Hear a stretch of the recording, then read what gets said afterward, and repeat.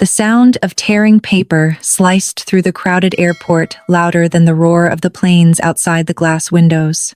My hands froze instantly as pieces of my passport fluttered to the polished floor like broken promises. Vanessa stood there with a smug smile on her face, holding the last torn piece between her perfectly manicured fingers. "You're not going to Hawaii, Maggie," she said, coldly loud enough for nearby travelers to hear. "You're staying home to watch my cats. Someone has to do it." Around us, rolling suitcases, slowed strangers glanced over, and the cheerful airport atmosphere suddenly felt suffocating. I could smell burnt coffee from the cafe behind me, mixed with the sharp scent of cleaning chemicals, but all I could focus on was the humiliation burning through my chest. Emily avoided looking at me, entirely staring at the floor as if silence could erase what had just happened.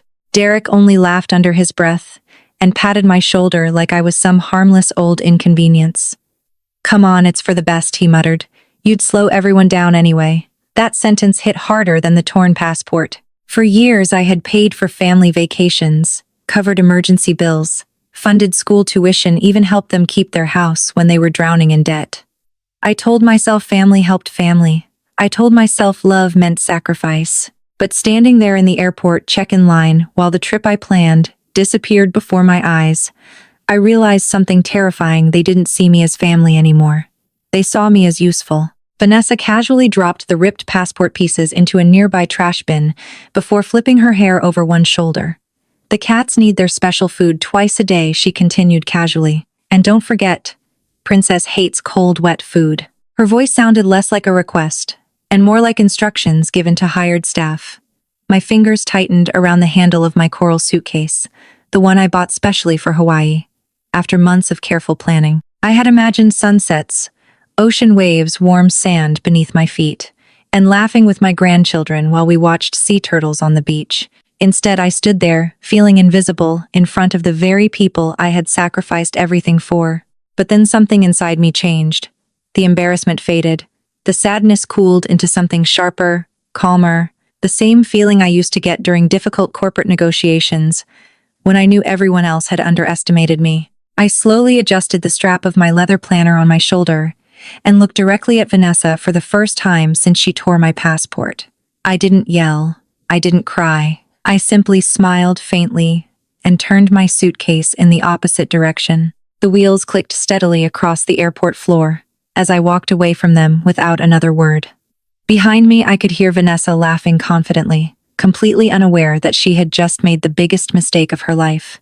And before this story continues, if you enjoy emotional family drama stories with shocking twists and powerful revenge moments, make sure to subscribe and turn on notifications so you never miss the next chapter or any new stories coming soon. "Do you know what hurts the most?" I whispered to myself while standing near the airport window, watching planes disappear into the cloudy sky. "It's not the torn passport.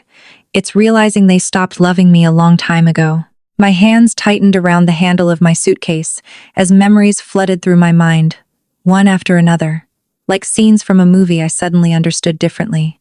Every family vacation, every expensive dinner, every smiling holiday photo, I had paid for all of it. And somehow over the years, my kindness had slowly transformed into obligation in their eyes. Vanessa didn't become cruel overnight. The signs had been there for years, hidden behind fake smiles and polite thank you messages that disappeared the moment she wanted something new. The first time Derek's business collapsed, I wrote a check large enough to save them from losing their apartment. He hugged me tightly afterward, calling me an angel sent from heaven. 2 months later, he bought himself a luxury watch, while telling me they were still struggling financially. I noticed it immediately, but stayed silent because I didn't want conflict. Then came the private school tuition for the grandchildren. Emily cried on the phone saying they couldn't afford it and didn't want the children to fall behind. I emptied part of my retirement savings without hesitation. The next week, Vanessa posted photos online from a luxury spa weekend with captions about self-care and healing energy.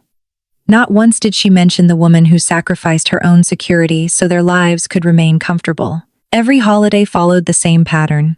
I cooked for hours while everyone sat scrolling through their phones. If dinner was late, Vanessa complained. If the turkey was dry, Derek made jokes. Emily would apologize quietly afterward, but never in front of them. And every time I felt hurt, I convinced myself family was messy and love required patience. But standing there in O'Hare Airport after my passport was destroyed, I finally saw the ugly truth clearly. They didn't appreciate sacrifice because sacrifice had become normal to them. I wasn't a mother anymore. I wasn't a grandmother. I was simply their emergency fund with a heartbeat. The realization settled cold and heavy inside my chest. I remembered the house they lived in. The down payment came from my savings after Richard passed away. The SUV Derek drove every day. My credit score made that possible. Even the Hawaii trip they had just stolen from me had been fully paid for with my retirement points and careful budgeting. Yet somehow I was still treated like the least important person in the family. Vanessa's voice echoed in my mind again. "You're staying home to watch my cats. Not could you help us. Not would you mind just an order, a command." Like I existed only to make their lives easier. That was the moment something inside me hardened. Not anger exactly, something colder, clearer. For years I believed generosity kept families together. But generosity without respect only creates entitlement. And entitlement grows like mold, slowly, quietly, until it destroys everything around it. I watched a young family nearby, taking photos together before boarding their flight. The grandmother in their group was laughing while her granddaughter held her hand tightly. No one ignored her. No one treated her like baggage. Suddenly I realized how starved I had become for basic appreciation. My family didn't just take my money. They took my peace, my confidence, and eventually, my identity. But they had made one critical mistake that morning at the airport. They assumed I would keep accepting it forever. They assumed the woman who spent decades managing million-dollar corporate accounts was too weak to protect her own life. They were wrong. Very wrong. Because while Vanessa was busy celebrating her victory, I had already started thinking like the accountant I used to be. And accountants notice every imbalance eventually. If you're already shocked by what this family did to Maggie, subscribe now and turn on notifications because the next part changes everything. Trust me. What happens after this airport humiliation will leave the entire family speechless. The moment Vanessa dropped the torn pieces of my passport into the airport trash bin, something inside me finally broke, but it wasn't my spirit. It was the illusion I had protected for years. Standing there beneath the harsh, fluorescent lights of O'Hare Airport, surrounded by strangers pretending not to stare, I realized a devastating truth. I had spent years funding a family that no longer saw me as human. My chest felt tight as Derek casually adjusted his expensive watch and laughed with Vanessa about beachside cocktails they planned to enjoy in Hawaii. Emily stood slightly behind them, nervous and silent. But silence can wound just as deeply as cruelty. Not one person stepped forward to defend me. Not one person said this is wrong. Instead, they continued checking boarding passes and discussing vacation plans, while I stood there holding the remains of my dignity in trembling hands. I remember staring at the trash bin for several long seconds. The ripped passport pieces lay buried beneath coffee cups, and crumpled napkins, like my value to them, had been discarded just as casually. In that moment, memories hit me one after another with painful clarity. The Christmas morning I spent alone wrapping gifts until sunrise, while everyone else slept comfortably upstairs. The hospital visit I postponed, because Derek needed emergency money again. The anniversary trip with Richard I canceled years ago, so Emily and Vanessa could afford a family cruise instead. Every sacrifice suddenly looked different. What I once called love now looked dangerously close to self-destruction. Vanessa turned around with that same cold smile and waved her phone at me. "I already texted the cat feeding instructions," she said. "Don't forget, Princess only drinks filtered water." Derek snorted with laughter. I felt heat rush into my face. But underneath the humiliation, something colder was slowly forming. A terrifying calm. The same calm I used to feel during corporate investigations, right before someone's financial lies collapsed completely. That was the moment I understood my role in this family perfectly. I wasn't loved. I was useful. There's a huge difference. Loved people get appreciation. Useful people get instructions. Loved people are invited on vacations. Useful people stay home to clean up messes and feed cats. The realization hollowed me out from the inside. I looked around the airport and suddenly noticed things I hadn't before. A husband gently fixing his wife's scarf while she smiled at him. A little girl hugging her grandmother tightly near the security line. A tired airport employee offering an elderly traveler help with her suitcase. Complete strangers showed each other more kindness in 5 seconds than my own family had shown me in years. That truth hurt more than the torn passport ever could. Emily finally looked at me briefly, guilt flickering across her face. For one tiny second, I thought she might say something. Maybe stop Vanessa. Maybe apologize. But then Derek placed a hand on her shoulder, and she looked away again. That tiny movement told me everything. She had chosen comfort over courage. I swallowed hard and slowly adjusted the sleeve of my blazer, forcing my breathing to steady. Years ago, during one of the hardest moments of my corporate career, an older mentor once told me something I never forgot. The most dangerous woman in any room is the one who has nothing left to lose. Standing there in the airport, I realized I had finally become that woman. They thought humiliating me would make me obedient. They thought embarrassment would send me quietly home with the cats. But humiliation has a strange effect on people. Sometimes it crushes them. Other times, it wakes them up. And at that exact moment, I woke up completely. I stopped seeing Vanessa as family. I stopped seeing Derek as someone I needed to rescue. I even stopped protecting Emily from the consequences of her silence. The emotional fog cleared so suddenly, it almost frightened me. For the first time in years, I looked at my family not through love, but through truth. And the truth was ugly. Very ugly. As they laughed and moved toward security without me, I slowly turned my suitcase away from the departure gate and walked toward the customer service counter instead. My heels clicked steadily against the airport floor, like the countdown to a disaster they didn't even realize was coming. If you think Maggie should have stayed silent after this humiliation, comment 2 below. Because what she does next completely changes the power inside this family, forever. Excuse me, ma'am. Are you sure you want to cancel everything? The young airline employee stared at me across the customer service desk, her fingers frozen above the keyboard as the noise of the airport buzzed around us. Behind me, somewhere near the security checkpoint, my family was probably still laughing. Still convinced, I was heading back home to feed their cats like an obedient servant. They had no idea that in the next few minutes, their dream vacation was about to disappear completely. I slowly placed my leather planner onto the counter and opened it carefully. Every reservation number, every payment receipt, every hotel confirmation sat neatly organized in my handwriting. Years in corporate finance had taught me one thing above all else: control belongs to the person holding the paperwork. And every single reservation for Hawaii belonged to me. Yes, I answered calmly. I'd like to cancel the entire booking. All flights. The villa. Every excursion. The employee blinked in shock. The entire family reservation, I nodded once. Every single part of it. Even saying the words out loud sent a strange wave through my chest. Not sadness, not guilt. Relief. Pure relief. For years, I had spent my life solving everyone else's problems while ignoring the growing emptiness inside myself. But standing there at that counter, I realized something powerful. I still had control. Vanessa may have destroyed my passport, but she hadn't destroyed my authority. The keyboard began clicking rapidly as the airline employee processed the cancellation. I glanced toward the security line and spotted Derek throwing his head back, laughing at something on his phone, while Vanessa posed for selfies with the children. Emily stood beside them, nervously biting her lip, still too weak to stop any of it. Watching them now felt strangely different. For the first time, I wasn't looking at them through the eyes of a mother desperate to keep peace. I was looking at them like an accountant reviewing a failing investment.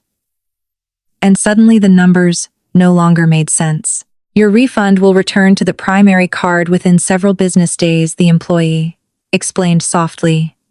Would you also like to cancel the Maui Villa reservation? I looked her directly in the eyes. Cancel everything connected to my name. My voice didn't shake once. The employee hesitated for a second before leaning slightly closer.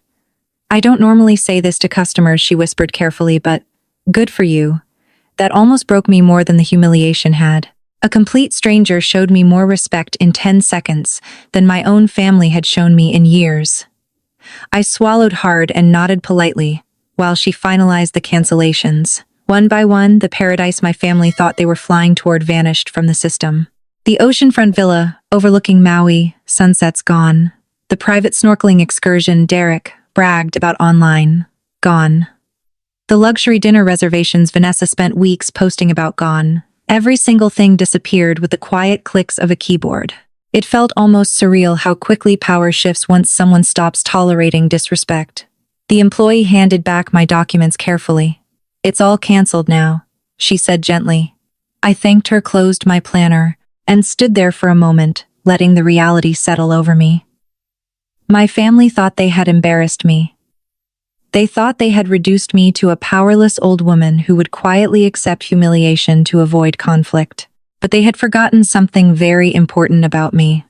I spent decades surviving in boardrooms, filled with ruthless executives who underestimated me every single day. I knew exactly how dangerous calm people could become once they stopped caring about approval. As I stepped away from the desk, my phone vibrated repeatedly in my purse. Messages were already coming through. "Derek, what the hell happened to the booking? Vanessa, call me now. Emily, Mom, please tell me this isn't true." I stared at the screen for several long seconds before locking the phone without replying. No explanations, no warnings. Let them feel confusion for once. Let them experience uncertainty the same way I had for years every time another financial emergency landed on my shoulders. I walked slowly toward the airport exit, pulling my coral suitcase behind me, while rain tapped softly against the giant glass windows. For the first time in a very long time, I wasn't rushing to rescue anyone. I wasn't apologizing. I wasn't sacrificing myself to keep other people comfortable.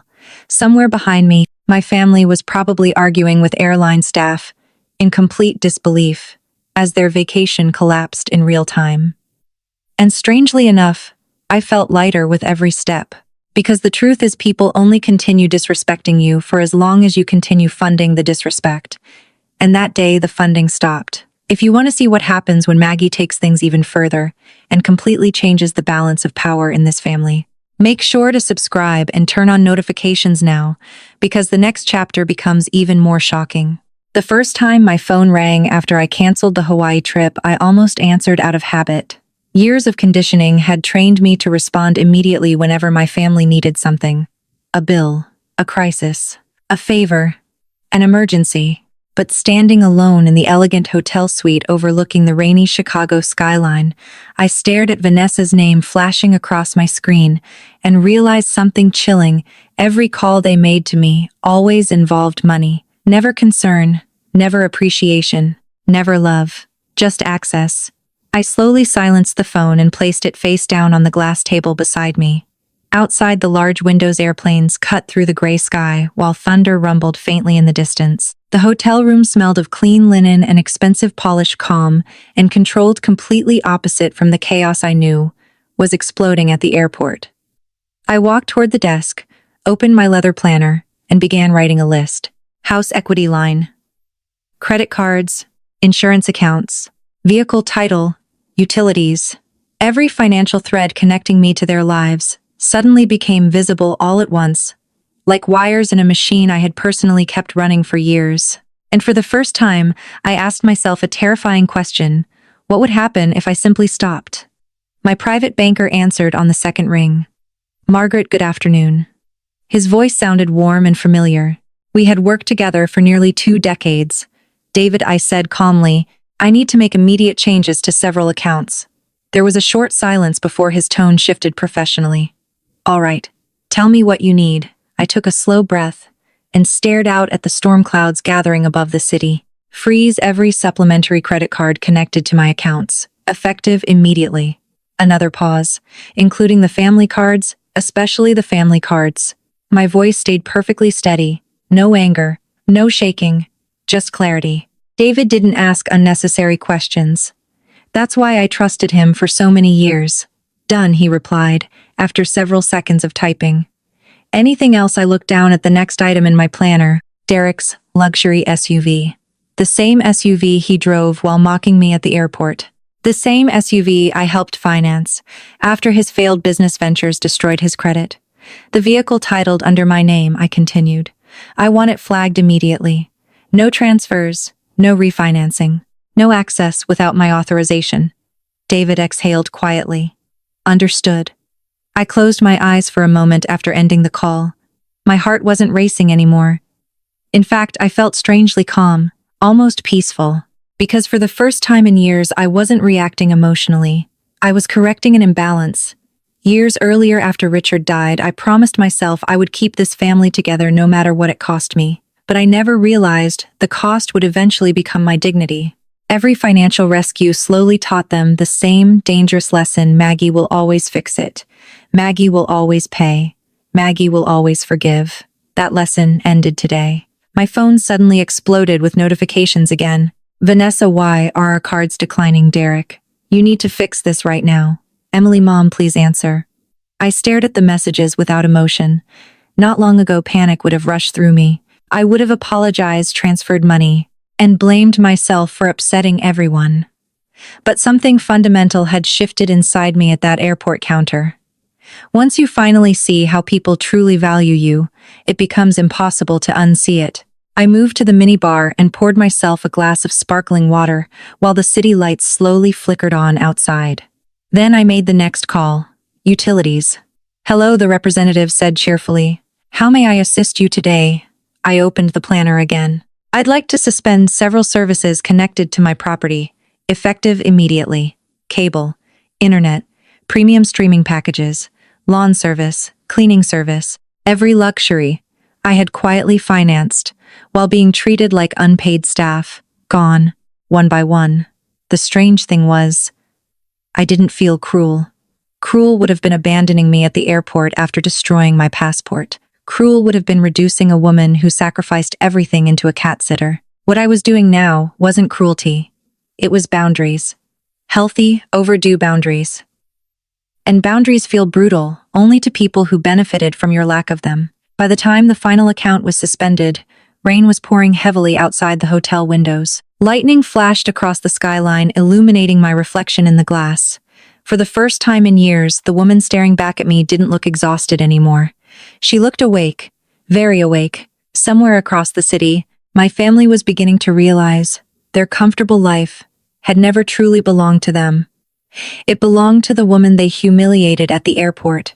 And now, that woman was finally taking her power back. If you want to see how far Maggie goes after cutting off the money and the shocking moment her family realizes they pushed the wrong woman too far, make sure to subscribe and turn on notifications so you don't miss the next chapter or any of the newest stories coming soon. Where's my car? Derek's furious scream echoed so loudly through the phone that I had to hold it away from my ear. I stood calmly beside the hotel window, watching rain slide slowly down the glass while the Chicago skyline glowed beneath the stormy evening sky. Somewhere across the city, the family who once treated me like an unpaid servant was finally beginning to understand what happens when the person funding their entire lifestyle decides to stop. I took a slow sip of sparkling water before answering. Which car are you talking about? Derek's silence hit the line for half a second before his voice exploded again. Don't play games with me. The SUV is gone. The airport said it was repossessed. I closed my eyes, briefly remembering the exact moment I signed those financing papers years ago after Derek's business failed for the second time. He had promised me things would change.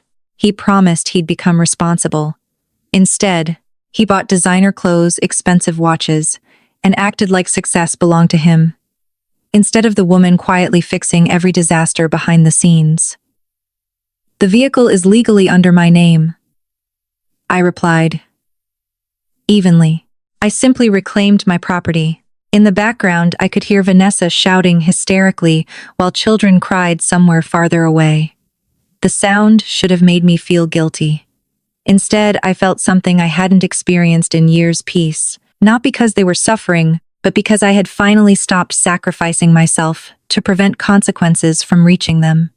Derek lowered his voice, suddenly trying a softer approach. Maggie, come on. You're overreacting. It was just a misunderstanding at the airport. I almost laughed. A misunderstanding tearing apart my passport in public and abandoning me to watch cats while they flew to Hawaii wasn't confusion, it was entitlement, pure entitlement. No, I said quietly. What happened at the airport was honesty. For the first time, all of you showed me exactly what I truly mean to this family. Another silence followed. Heavy. Uncomfortable. Then Vanessa grabbed the phone. You boarded my cats, she shrieked. How dare you touch my babies? I stared at the city lights flickering beyond the rain. Your cats are staying at a luxury pet resort, with climate-controlled suites, veterinary care, and daily grooming appointments. Frankly, they're being treated better than you treated me. Her breathing became sharp with anger. You crazy old woman, careful, I interrupted coldly. You're speaking to the person whose money kept your life comfortable. The silence afterward was immediate. For years they relied on one dangerous assumption: Maggie would always forgive them. Maggie would always absorb the disrespect quietly, because keeping peace mattered more than protecting herself. But the woman standing in that hotel room wasn't the same woman they humiliated at the airport anymore. Something had changed the moment my passport hit that trash bin. I wasn't emotional now. I was awake. Listen carefully, I continued calmly. The car stays where it is. The credit cards remain frozen. And your cats will stay exactly where they are until I decide otherwise. Derek cursed under his breath. Vanessa started crying dramatically, but even her tears sounded different to me now. Manipulative, calculated, like someone panicking after losing control instead of someone genuinely hurt. That realization hit me harder than anything else. I had spent years mistaking dependency for love. My phone buzzed again with incoming calls, but I ignored them all. Outside, thunder rolled across the dark sky while lightning flashed over the city. The storm outside looked exactly like the storm finally tearing through this family. But storms do something important sometimes. They clear the air. And for the first time in years, I could finally breathe again. If you think Maggie did the right thing by taking back control after years of disrespect, comment 3 below. Because what happens next inside the lawyer's office will completely change this family forever. I think we made her angry for real this time. Emily's voice trembled softly through the speaker, while chaos exploded behind her. I sat quietly in the hotel suite, staring out at the storm-dark skyline, as emergency notifications continued, lighting up my phone one after another. Frozen credit cards, suspended internet, the repossessed SUV. Every comfort my family once treated as permanent was collapsing all at once, and for the first time in years, they couldn't simply call me to fix it. In the background, I could hear Vanessa slamming cabinet doors while Derek argued loudly with someone from the bank. The sound of panic filled the house that I had financed for years. Mom, Emily whispered again, the Wi-Fi stopped working. The cable's gone. Derek says the bank froze the equity account.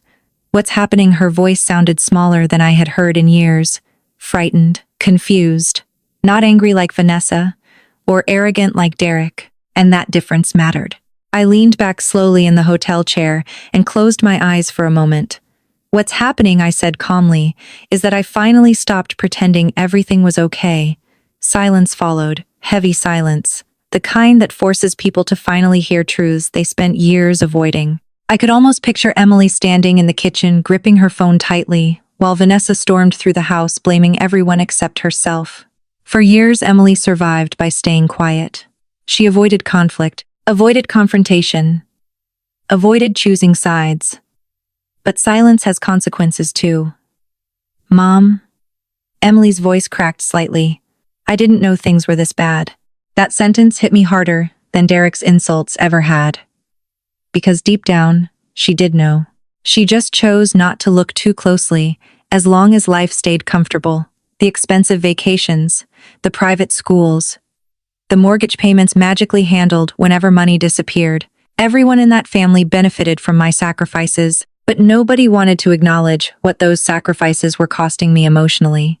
You knew enough, I replied, softly. You saw how they treated me at the airport, and you stayed silent. I heard her inhale sharply on the other end. For a moment I thought she might defend herself. Instead, she whispered, I'm sorry. 2 simple words. But they sounded more genuine than anything I'd heard from my family in years. Across the room, lightning flashed through the hotel windows, briefly illuminating my reflection in the glass. I looked tired, but lighter somehow. Like years of emotional weight had finally begun lifting from my shoulders. Vanessa says you're destroying the family, Emily continued quietly. I almost smiled. No, the family was already broken. I just stopped financing the damage. More shouting erupted in the background. Then Derek's voice suddenly roared loud enough for me to hear clearly through the phone. "Tell her if she doesn't fix this right now, we're done with her forever." The threat hung in the air for several seconds. Once upon a time, hearing those words would have shattered me. I would have panicked at the idea of losing my family, but now the fear was gone. Because people who truly love you don't threaten abandonment every time you stop serving them. Emily spoke again, quieter this time. "Mom, I think they're scared."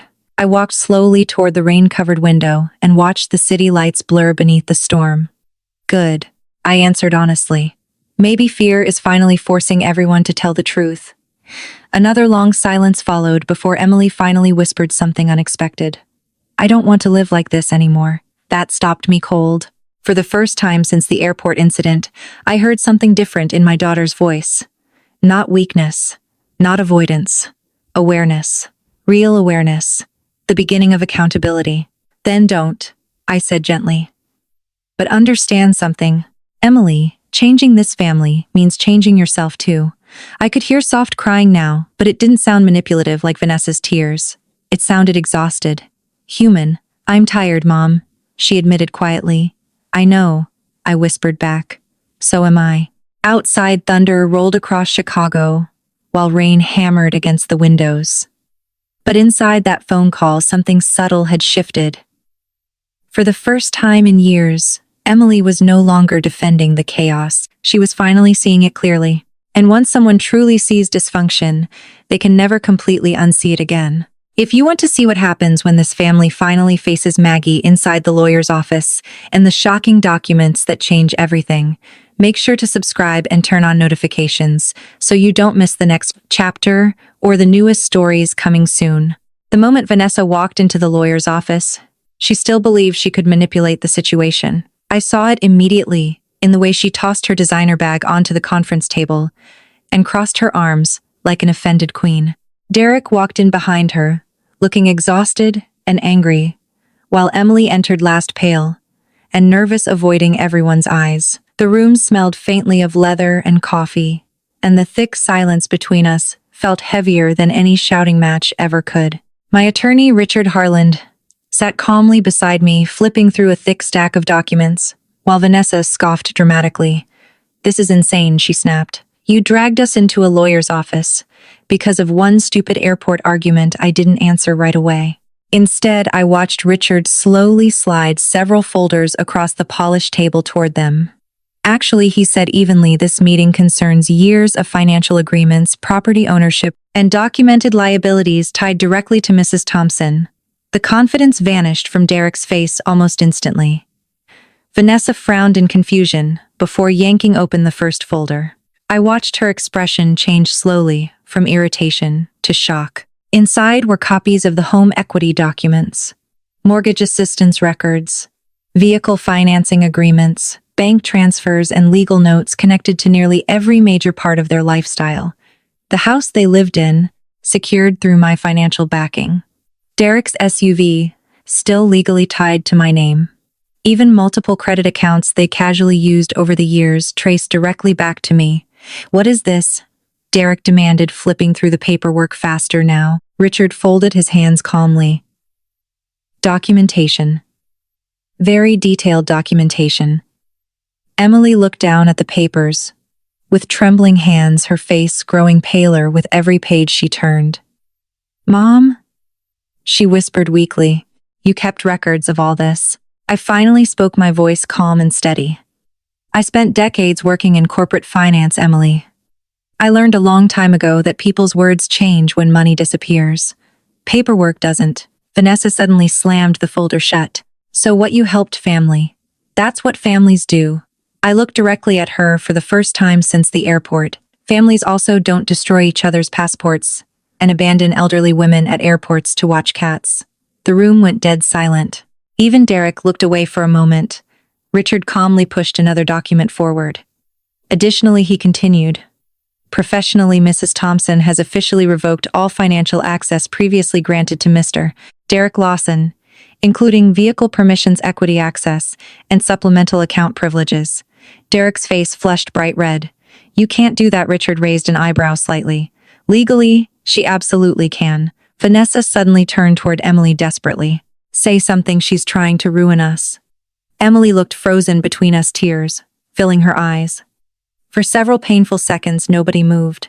Then quietly, almost barely above a whisper, Emily finally said the one thing none of us expected. Maybe we ruined ourselves. The air in the room changed instantly. Vanessa stared at her in disbelief. Derek muttered a curse under his breath. But I simply sat there silently, because for the first time in years, someone else had finally said the truth out loud. This wasn't about revenge anymore. It was about accountability. About consequences. About a family that spent years confusing love with financial dependency. Richard calmly closed the final folder and looked directly at them. Mrs. Thompson is not removing support out of cruelty, he explained. She is establishing boundaries after repeated documented mistreatment. Boundaries. Such a simple word. Yet somehow, it terrified them more than losing money ever had, because boundaries meant the woman they controlled financially and emotionally for years was finally gone. In her place sat someone they no longer recognized. Someone calm, prepared, untouchable, and deep down they all knew it. If you think this family deserved the shocking reality check they just received, make sure to subscribe and turn on notifications now, because the next chapter changes Emily's life forever and reveals a decision nobody saw coming. I can't do this anymore.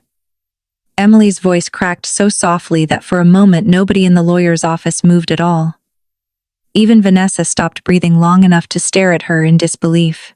I sat frozen in my chair, watching my daughter's hands tremble above the mountain of financial documents spread across the conference table. For years, Emily had mastered the art of surviving through silence. She stayed quiet during arguments. Quiet during insults. Quiet while I sacrificed pieces of myself to keep everyone comfortable. But something inside her finally broke the moment she saw the truth printed in black and white. Every transfer, every unpaid debt, every account connected to my name. Years of sacrifice reduced to paperwork. Emily stopped talking. Vanessa snapped immediately, panic flashing across her face. She's manipulating you. But Emily slowly shook her head, tears sliding down her cheeks. No, she isn't. Her voice remained shaky, but there was something new inside it now. Strength. Small and fragile but real. Derek leaned back in his chair with an irritated laugh. Oh, come on. Your mother loves playing the victim. That sentence changed everything. Emily suddenly looked at him with an expression I had never seen before. Pure exhaustion. Playing the victim, she whispered. She paid for our lives, Derek. Silence crashed over the room again. I could actually hear the faint ticking of the clock on Richard's office wall. Emily wiped her eyes quickly before continuing. Do you even realize how insane this all sounds now? She paid for the house. She paid for the schools. She paid for vacations. She even paid for the car you used to laugh at her from. Derek's jaw tightened immediately. Vanessa crossed her arms defensively. Family helps family, she muttered bitterly. Emily turned toward her stepsister slowly. Helping isn't the same as being used. The words hit harder than anyone expected.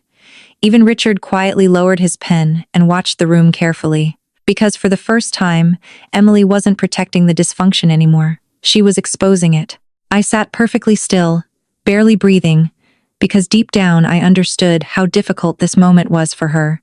Admitting the truth meant admitting her own role in it. Admitting she watched me slowly disappear emotionally, while convincing herself keeping peace mattered more than protecting me. Mom. Emily finally turned toward me fully, her eyes red and filled with guilt. I should have stopped them at the airport. My chest tightened painfully hearing those words. Not because they fixed anything. Nothing could erase that humiliation. But because it was the first genuine accountability anyone in this family had shown in years. You should have, I answered softly. Emily nodded immediately, accepting the pain of hearing it. No excuses, no defensiveness, just honesty. And honesty changes people. Vanessa suddenly stood up from her chair violently. This is unbelievable. You're seriously choosing her over your own family. Emily looked at her calmly now, tired but calm. Mom is my family too. That sentence landed like an earthquake inside the room. Vanessa stared at her speechless, while Derek cursed under his breath. But I simply looked down at my hands for a second, because suddenly after everything that happened, I felt something I hadn't allowed myself to feel in a very long time. Hope. Tiny. Fragile. But real. Not hope that things would magically return to normal. Normal had been toxic for years. No. This felt like the beginning of something healthier. Something honest. Emily slowly pushed the paperwork away from herself and took a deep breath. I don't know how to fix all of this yet, she admitted quietly, but I know I don't want to keep living this way. And for the first time, since my passport hit that airport trash bin, I believed maybe one member of this family might actually change. If you think Emily finally did the right thing by standing up and facing the truth, comment 5 below. Because the next chapter reveals a shocking decision that completely changes Maggie's future forever. 3 months after the airport incident, I stood barefoot on the balcony of my new downtown apartment watching sunrise spill across the Chicago River, and for the first time in years, I felt free. Truly free. No ringing phone, demanding money. No guilt hanging over every decision. No desperate family emergencies magically becoming my responsibility overnight. Just silence, fresh coffee, and the peaceful sound of the city slowly waking beneath me. Sometimes healing doesn't arrive dramatically. Sometimes it arrives quietly the moment you finally stop allowing people to drain your life. The old family house was gone now. After everything collapsed, I sold it and moved into a smaller modern apartment with floor-to-ceiling windows and soft gray walls that made the entire place feel calm. Emily helped me decorate it herself. That still surprised me sometimes. She had changed more over the past few months than I thought possible. Therapy. Budget planning. A steady job at the medical center. Small changes maybe, but real ones. For the first time in her adult life, she was learning how to stand without leaning entirely on someone else's sacrifice. Vanessa, on the other hand, disappeared almost completely after the lawyers' meeting. There were angry social media posts at first, passive-aggressive comments and dramatic messages accusing me of destroying the family. But eventually silence replaced the noise, because once the financial support vanished, so did most of the control she thought she had. Derek took temporary construction work outside the city, after realizing nobody was going to rescue him this time. Funny how quickly people discover independence when the safety net disappears. The grandchildren still visited often though, and those visits slowly became my favorite part of the week. But something had changed there too. They said thank you now. They helped clean dishes after dinner. They stopped assuming Grandma would instantly buy whatever they wanted. Not because I became cruel, but because boundaries teach respect in ways money never can. One evening, while Sophie helped me water flowers on the balcony, she suddenly looked up at me and asked Grandma, "Why do you smile more now?" That question nearly broke my heart. I realized even the children had noticed how unhappy I used to be. I crouched beside her and brushed a strand of hair behind her ear gently. Because Grandma finally learned something important, I told her softly, what she asked innocently. I smiled toward the glowing skyline beyond the balcony. That loving people should never require losing yourself. Later that night, after everyone left, I sat alone on the couch, with my leather planner resting beside me.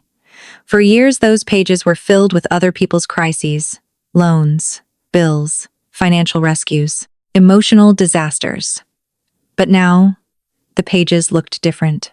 Yoga classes, dinner with old friends, weekend trips, investment reviews.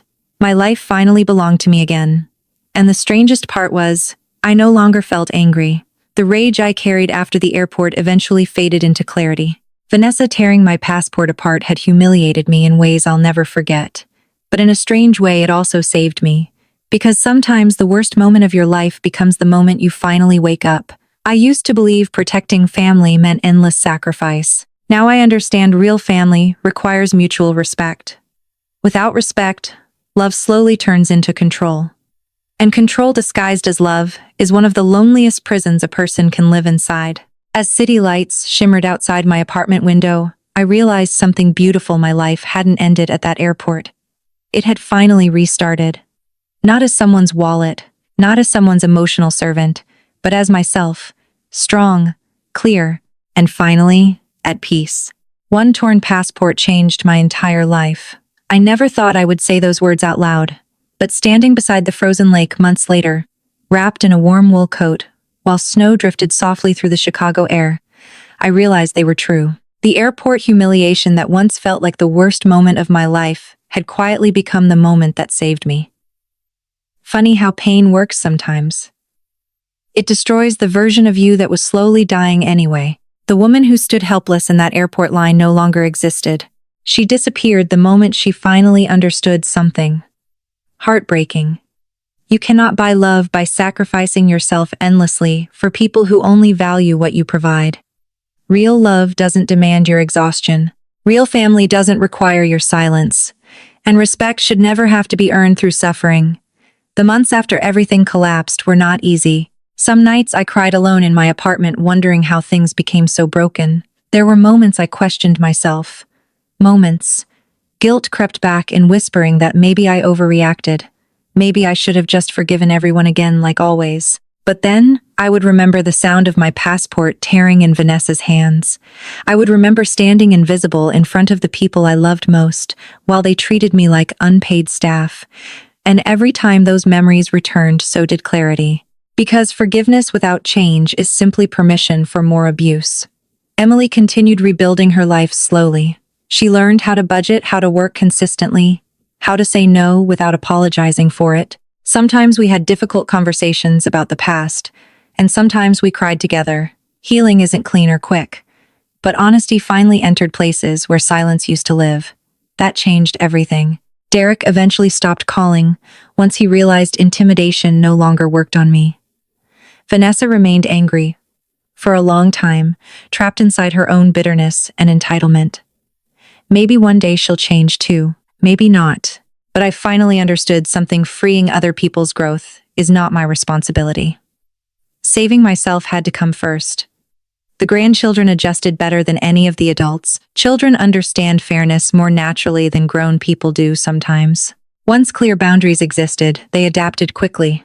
They laughed more, they argued less, and slowly they stopped confusing love with money the same way their parents had. One afternoon, Sophie handed me a drawing she made at school. It showed me standing beside a bright blue ocean, under a huge sun. "That's you going on your trip, Grandma," she said proudly. I smiled softly at the picture. "But I never went to Hawaii." Sophie shrugged innocently. "Maybe not before, but you look happy there." That simple sentence stayed with me for days. Because she was right, in a way none of us expected. Hawaii was never really the point. Freedom was. Peace was. Learning my worth before life ended quietly around me was. Losing that trip forced me to finally reclaim myself. And honestly, I would rather live alone with dignity than surrounded by people who only love me when I'm useful. As I stood beside the frozen lake, watching the pale winter sunlight reflect across the ice, I took a deep breath and smiled at the silence around me. Not lonely silence, peaceful silence. The kind that comes when chaos finally leaves your life. I used to think setting boundaries would destroy my family forever. Instead, it revealed who was willing to love me with respect and who only loved my sacrifices.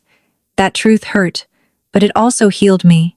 So if you're listening to this story while feeling invisible, exhausted, or taken for granted by the people around you, remember this: protecting your peace is not selfish. Sometimes the bravest thing a person can do is finally stop accepting disrespect, disguised as family love. And sometimes, one torn passport can become the first page of an entirely new life